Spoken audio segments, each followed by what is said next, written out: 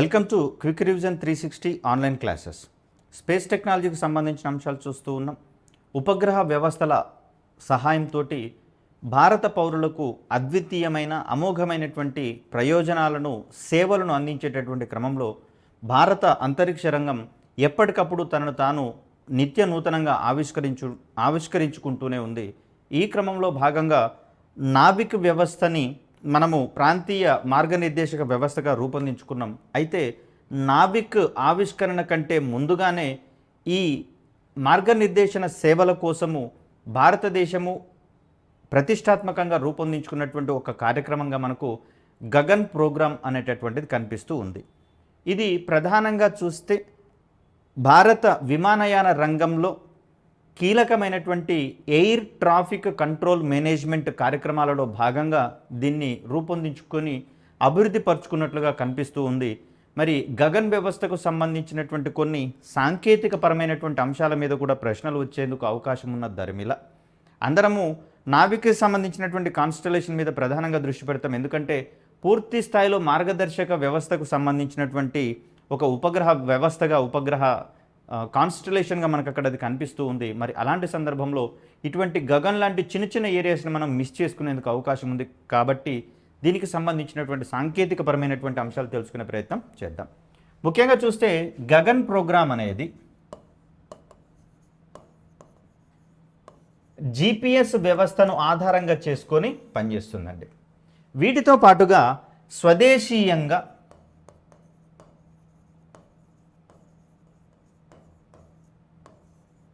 GSAT 8, GSAT 10, అదేవిధంగా GSAT 15 ఉపగ్రహాలలో ఈ గగన్ పేలోడ్లను అమర్చి సంబంధిత వ్యవస్థను అభివృద్ధి పరచుకోవడం అనేది జరిగింది. ఇక్కడ GSAT 8ని కనుక గమనిస్తే ఇది మనకు 2001లో ఈ యొక్క ఉపగ్రహాన్ని ప్రయోగించడం జరిగింది ఏరియన్ రాకెట్ ద్వారా. అంటే దీన్ని ఫ్రెంచ్ గయానాలోని కౌరు అంతరిక్ష కేంద్రం నుంచి ప్రయోగించాం. GSAT 10ని కనుక గమనిస్తే దీన్ని 2012లో ప్రయోగించుకోవడం జరిగింది. GSAT 15ని కనుక గమనిస్తే దీన్ని 2015లో ప్రయోగించుకోవడం జరిగింది. అన్ని ప్రయోగాలు కూడా కౌరు అంతరిక్ష కేంద్రం నుంచి నిర్వహించబడ్డాయి.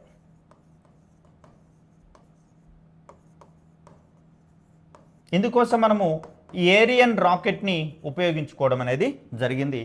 సో ఈ ఉపగ్రహాలలో గగన్ పేలోడ్లను అమర్చి వాటి ద్వారా గగన్ వ్యవస్థను అభివృద్ధి పరిచినటువంటి క్రమం మనం ఇక్కడ గమనించవచ్చు.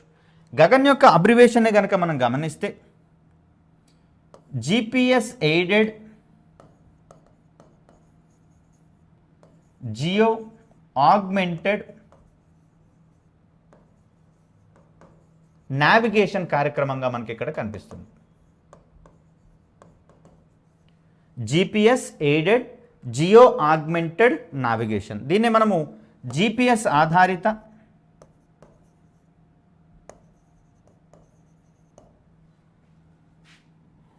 జియో ఆగ్మెంటెడ్ నావిగేషన్ అని చెప్తాం.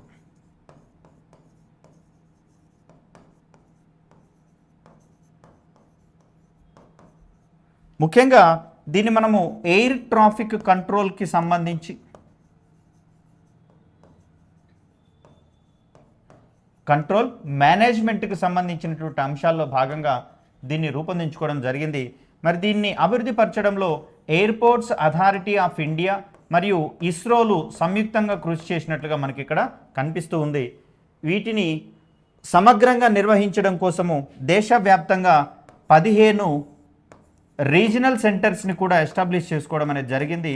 తద్వారా అక్కడ ఉన్నటువంటి మెయిన్ మాస్టర్ కంట్రోల్ సెంటర్కి అందినటువంటి సమాచారాన్ని నిరంతరము పరిశీలిస్తూ బేరీజు వేసుకుంటూ ఈ రకమైనటువంటి 15 సెంటర్స్ కూడా వాటిని పరిశీలించి సంబంధిత దిద్దుబాటు చర్యలను కావచ్చు, డెసిషన్ మేకింగ్ యాక్టివిటీస్ను కావచ్చు ఇన్ టైంలో తీసుకునేటందుకు అవకాశం అనేది ఏర్పడుతుంది. ముఖ్యంగా చూస్తే ఎయిర్ ట్రాఫిక్ కంట్రోల్లో టేకాఫ్ కార్యక్రమాలు, అదేవిధంగా ల్యాండింగ్ కార్యక్రమాలు మరియు అక్కడ ప్రయాణించేటటువంటి క్రమంలో ఫ్లైట్ కంట్రోల్ మెకానిజమ్స్ అన్నీ కూడా సమర్థవంతంగా రూపొందించుకునేటటువంటి సందర్భంగా ఇలాంటి దేశీయంగా రూపొందించుకున్నటువంటి గగన్ వ్యవస్థలు ఇతోధికంగా సహాయం చేస్తాయి. మరి దీంట్లో భాగంగా ఉన్నటువంటి ఒక గ్రౌండ్ సెగ్మెంట్ని కనుక మనం గమనిస్తే ఇది గగన్కి సంబంధించినటువంటి పూర్తి స్థాయి space sector as well as ground సెక్టార్గా మనకి ఇక్కడ కనిపిస్తూ ఉంది. సో ఇక్కడ మనకి ఇది ఇన్లాండ్ అప్లింక్ స్టేషన్గా మనకి ఇక్కడ కనిపిస్తూ ఉన్నాయి. అదేవిధంగా దీన్ని మనం మాస్టర్ కంట్రోల్ సెంటర్గా చెప్తాం. సో ఇలా అవసరమైనటువంటి మేరకు గ్రౌండ్ స్టేషన్స్ని దేశవ్యాప్తంగా ఎస్టాబ్లిష్ చేసుకోవడం జరిగింది. ఒక వస్తువు యొక్క లేదా ఏరోప్లేన్ యొక్క స్థానాలను కాలానుగుణంగా మారుతూ ఉన్నటువంటి పరిస్థితులలో దానికి సంబంధించినటువంటి పూర్తి ఎయిర్ ట్రాఫిక్ సమాచారాన్ని సంబంధిత స్టేషన్స్ ద్వారా అంతరిక్షంలో ఉన్నటువంటి ఉపగ్రహాల సహాయంతో కలెక్ట్ చేసి విశ్లేషించడం ద్వారా అవసరమైనటువంటి సమాచారాన్ని కలెక్ట్ చేసుకోవడం అనేది జరుగుతుంది.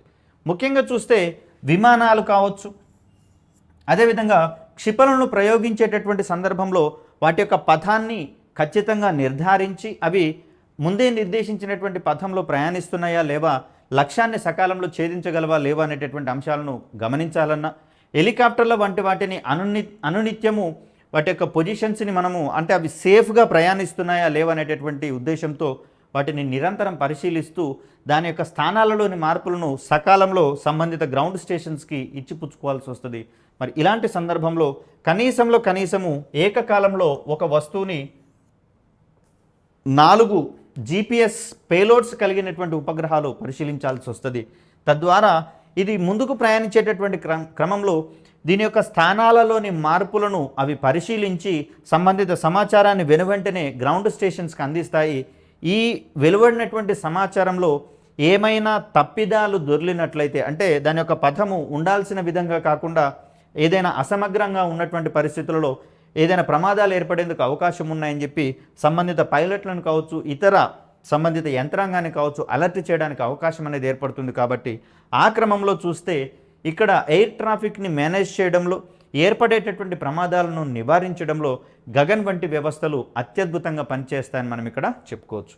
అదేవిధంగా చూస్తే మనకు జీఈఓలో ఉన్నటువంటి ఈ ఉపగ్రహాలు, అదేవిధంగా జీపీఎస్కి సంబంధించినటువంటి ఉపగ్రహాలు ఇవన్నీ కూడా పరస్పరము అనుసంధానమై తమ యొక్క సమాచారాన్ని ఇచ్చిపుచ్చుకుంటూ వీటిని గ్రౌండ్ స్టేషన్స్కి తరలించడం ద్వారా అక్కడ ఫ్లీట్ మేనేజ్మెంట్కి సంబంధించిన కార్యక్రమాలు కావచ్చు, అదేవిధంగా ఎయిర్ ట్రాఫిక్ మేనేజ్మెంట్కి సంబంధించినటువంటి కార్యక్రమాలను కావచ్చు మనం సక్రమంగా నిర్వహించుకోవడానికి వీలు అనేది కలుగుతుంది. సో ఇక్కడ గగన్కు సంబంధించినటువంటి ఇతర ప్రయోజనాలను కనుక మనం గమనిస్తే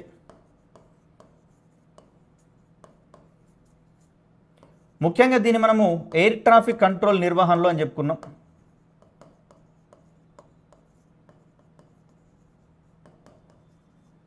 అదేవిధంగా ఫ్లీట్ మేనేజ్మెంట్కి సంబంధించి కూడా దీన్ని మనం సక్రమంగా వినియోగించుకునేటందుకు వీలుంది.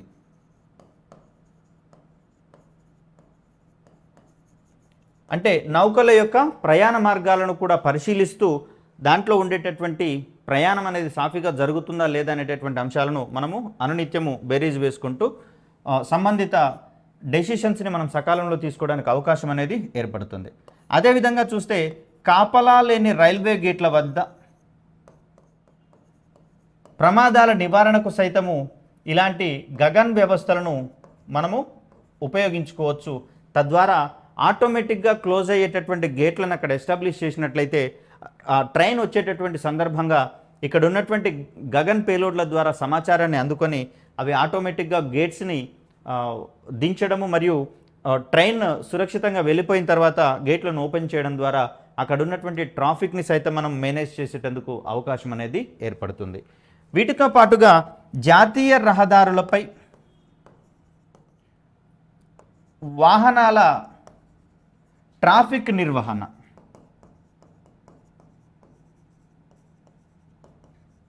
వాహనాల యొక్క ట్రాఫిక్ నిర్వహణ అంటే ఇక్కడ జాతీయ రహదారుల మీద వాహనాలు ప్రయాణించేటటువంటి సందర్భంగా వాటి యొక్క కదలికలను అనునిత్యం పరిశీలిస్తూ ఎటువంటి ప్రమాదాలు లేకుండా అవి జాతీయ రహదారుల మీద ప్రయాణాన్ని పూర్తి చేసుకునేటందుకు అవసరమైనటువంటి అవకాశాలను కల్పించడం అనేది పాసిబుల్ అవుతుంది.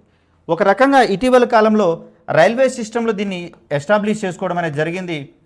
రైల్వేలో ఉంచినటువంటి సెన్సార్ల ద్వారా ఏవైనా 2 రైళ్ళు ఒకటే ట్రాక్ మీద కనుక ఎదురెదురుగా వచ్చినట్లయితే ఆ సెన్సార్లు ఒకదానినొకటి పరిశీలించుకొని ఆటోమేటిక్ బ్రేకింగ్ సిస్టమ్ ద్వారా రైళ్లను నిలుపుదల చేసేటటువంటి అవకాశం అనేది ఏర్పడింది.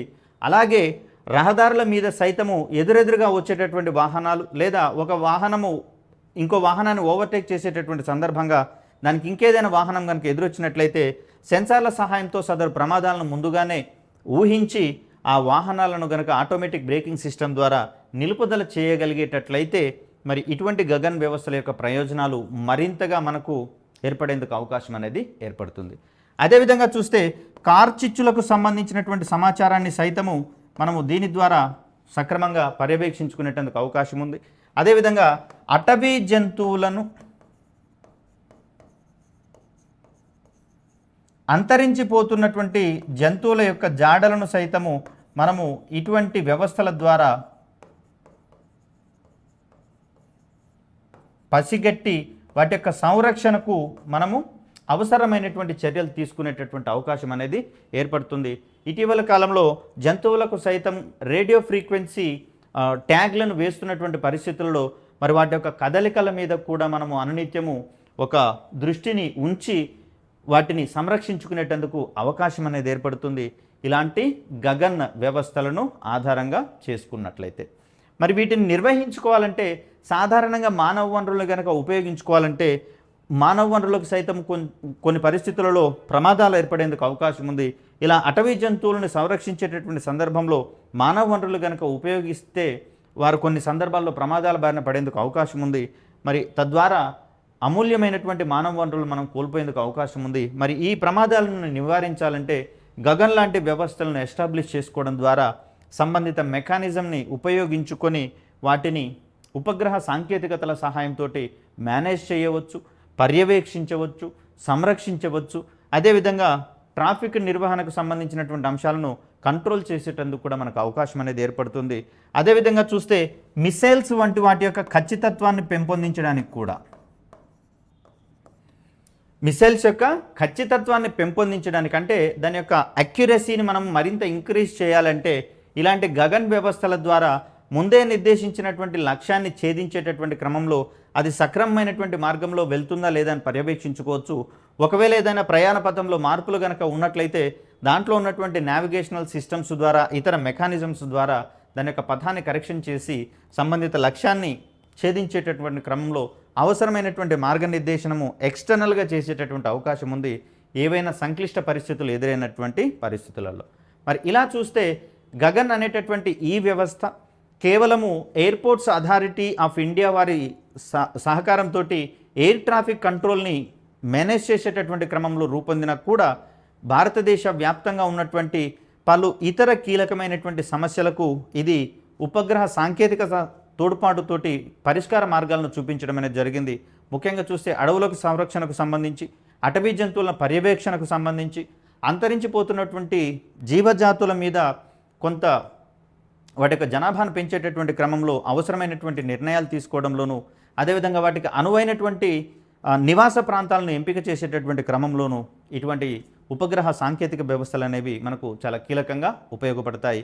ఇటువంటిదే మరొక కార్యక్రమంగా మనకు భువన్ కార్యక్రమం కనిపిస్తుంది. దేశవ్యాప్తంగా ఉన్నటువంటి ప్రాంతాలన్నింటినీ వాటి యొక్క పూర్తి స్థాయి సమాచారాన్ని సేకరించి ఒక జియో ఇన్ఫర్మేషన్ సిస్టమ్ని ఎస్టాబ్లిష్ చేసుకునేటటువంటి క్రమంలో భాగంగా భువన్ లాంటి పోర్టల్స్ మనకు రూపొందించి అభివృద్ధి పరచడం అనేది జరిగింది. వీటి ద్వారా ఒక ప్రాంతం యొక్క సమాచారాన్ని దశల వారీగా దానికి సంబంధించినటువంటి సమగ్రమైనటువంటి సమాచారాన్ని పొందేటటువంటి అవకాశం కలిగింది. మరి ఇటువంటి మరిన్ని ఉపగ్రహ వ్యవస్థలను రాబోయే వీడియోల్లో తెలుసుకునేటటువంటి ప్రయత్నం చేద్దాం. మరొక చక్కటి వీడియోతో మీ ముందుకు వచ్చే ప్రయత్నం చేస్తాను. అప్పటి వరకు సెలవు. ధన్యవాదాలు.